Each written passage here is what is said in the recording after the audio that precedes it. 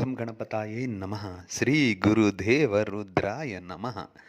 ಎಲ್ರಿಗೂ ನಮಸ್ಕಾರ ಸ್ನೇಹಿತರೆ, ನಾನು ನಿಮ್ಮ ಪ್ರಕಾಶ್. ಸ್ನೇಹಿತರೆ, ಇಂದು ನಾನು ನಿಮಗೆ ಶತ್ರು ಮರಣ ಮಂತ್ರ ತಿಳಿಸ್ಕೊಡ್ತಾ ಇದ್ದೀನಿ ಸ್ನೇಹಿತರೆ. ಅದು ಹೇಗೆ ಮಾಡೋದು ಏನು ತಿಳಿಸ್ಕೊಡ್ತೀನಿ. ಏಕೆಂದರೆ ಈ ಜಗತ್ತಲ್ಲಿ ಒಂದಲ್ಲ ಒಂದು ರೀತಿ ಶತ್ರು ಜೊತೆಲಿ ಇದ್ದೇ ಇರ್ತಾರೆ ಸ್ನೇಹಿತರೆ. ಅವರು ಸಂಬಂಧದಲ್ಲಾಗ್ಬೋದು, ಇಲ್ಲ ಅಕ್ಕಪಕ್ಕದವ್ರು ಆಗ್ಬೋದು, ಇಲ್ಲ ಹೊರಗಿನವ್ರು ಆಫೀಸಲ್ಲಿ ಕೆಲಸ ಮಾಡೋರು, ಯಾರಾದರೂ ಸರಿ. ಒಬ್ಬರು ಉದ್ಧಾರ ಆಗ್ತಾವ್ರೆ ಅಂದರೆ ಕಷ್ಟ, ಒಬ್ಬರು ಹಾಳಾಗ್ತಾವ್ರೆ ಅಂದರೆ ಕಷ್ಟ, ಇಲ್ಲ ಒಬ್ಬರು ಒಂದಲ್ಲ ಒಂದು ರೀತಿ ಏನೋ ಶತ್ರು ಅನ್ನೋರು ಇದ್ದೇ ಇರ್ತಾರೆ. ಈಗ ನಾರ್ಮಲ್ ಶತ್ರುಗಳಿದ್ರೆ ಸಮಸ್ಯೆ ಇರಲ್ಲ ಸ್ನೇಹಿತರೆ. ಕೆಲವೊಬ್ರು ಏನು ಮಾಡ್ತಾರೆ ಅಂದರೆ ಉದ್ಧಾರ ಆಗ್ತಾರೆ, ಇವ್ರು ಹಾಳಾದರೆ ಸಾಕಪ್ಪ ಅಂತ ಸಂಬಂಧದಲ್ಲೇ ನಿಮ್ಮನ್ನ ಹಾಳು ಮಾಡೋಕ್ಕೆ ಬರ್ತಾ ಇರ್ತಾರೆ. ಅಂಥವ್ರಿಗೆ ಏನು ಮಾಡಬೇಕು, ಅದಕ್ಕೋಸ್ಕರ ತೊಗೊಂಡು ಬಂದಿದ್ದೀನಿ ಶತ್ರು ಮರಣ ಮಂತ್ರ. ಇಲ್ಲಿ ತನಕ ನನ್ನ ಚಾನಲ್ನ ಸಬ್ಸ್ಕ್ರೈಬ್ ಮಾಡಿಲ್ಲ ಅಂದರೆ ಸಬ್ಸ್ಕ್ರೈಬ್ ಮಾಡಿ, ಲೈಕ್ ಮಾಡಿ, ಶೇರ್ ಮಾಡಿ, ಹಾಗೆ ಬೆಲ್ ಐಕಾನ್ ಬಟನ್ ಪ್ರೆಸ್ ಮಾಡೋದನ್ನ ಮರಿಬೇಡಿ.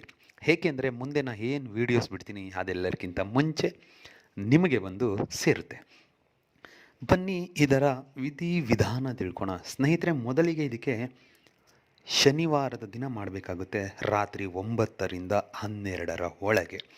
ಮತ್ತು ಅಂದು ಈ ಕ್ರಿಯೆ ಮಾಡುವ ಸಮಯದಲ್ಲಿ ನೀವು ಕಪ್ಪು ಬಟ್ಟೆ ಹಾಕ್ಕೊಂಡಿರಬೇಕು, ಮತ್ತು ಅವರ ಫೋಟೋ ಬೇಕು, ಒಂದು ಬಿಳಿಯ ಪ್ಲೈನ್ ಪೇಪರ್, ಬಿಳಿಯ ಹಾಳೆ ಬೇಕು, ಮತ್ತು ಒಂದು ಚಿಕ್ಕ ಕುಡಿಕೆ ಬೇಕು, ಮತ್ತು ಸ್ಮಶಾನದ ಬೂದಿ ಬೇಕು, ಮತ್ತು ಒಂದು ಕಪ್ಪು ಬಟ್ಟೆ ಬೇಕು, ಕುಡಿಕೆ ಸುತ್ತೋದಕ್ಕೆ, ಬಾಯಿ ಕಟ್ಟೋದಕ್ಕೆ.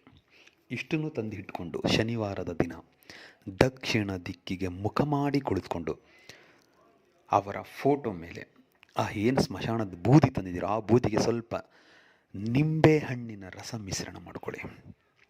ನಿಂಬೆ ಹಣ್ಣಿನ ರಸ ಮಿಶ್ರಣ ಮಾಡಿಕೊಂಡು ಅವರ ಹೆಸರನ್ನು ಆ ಬಿಳಿಯ ಹಾಳೆ ಮೇಲೆ ಬರೀರಿ, ಮತ್ತು ಅವರ ಫೋಟೋ ಹಿಂಭಾಗನೂ ಬರೀರಿ.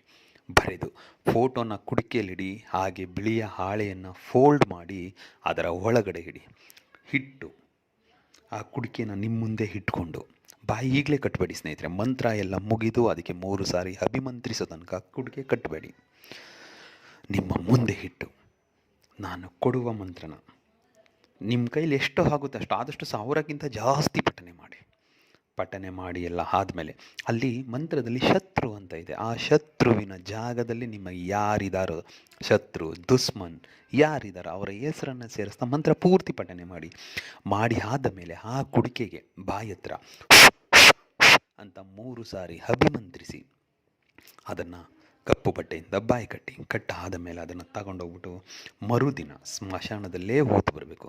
ಅದು ನಿಮ್ಮ ಊರಿಂದ ಆಚೆ ಇರಲಿ, ಇಲ್ಲ ತುಂಬ ದೂರ ಇರಲಿ, ಎಲ್ಲೇ ಇರಲಿ ಸ್ಮಶಾನದಲ್ಲೇ ಹೂಡಿ ಅದನ್ನು. ಇದನ್ನು ಯಾರಿಗೆ ಬೇಕಾದರೂ ಮಾಡಿ, ಆದರೆ ದಯವಿಟ್ಟು ನಿಮ್ಮಲ್ಲಿ ಪ್ರಾರ್ಥನೆ ಮಾಡ್ಕೊಳ್ತೀನಿ, ಒಳ್ಳೆಯದಕ್ಕೆ ಮಾತ್ರ ಪ್ರಯತ್ನಿಸಿ.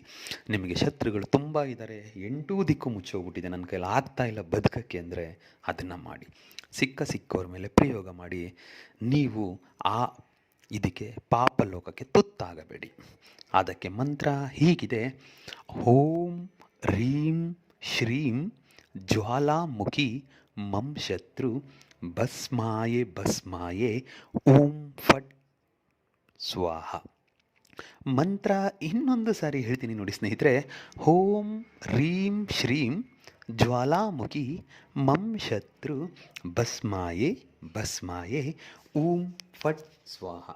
ನಾನು ಇದಕ್ಕೂ ಮುಂಚೆ ತಿಳಿಸಿದ ಹಾಗೆ ಶತ್ರುವಿನ ಜಾಗದಲ್ಲಿ ನಿಮ್ಮ ಶತ್ರುವಿನ ಹೆಸರನ್ನು ಹಾಕ್ತಾ ಮಂತ್ರನ ಮಾಡಿ ಆಗುತ್ತೆ.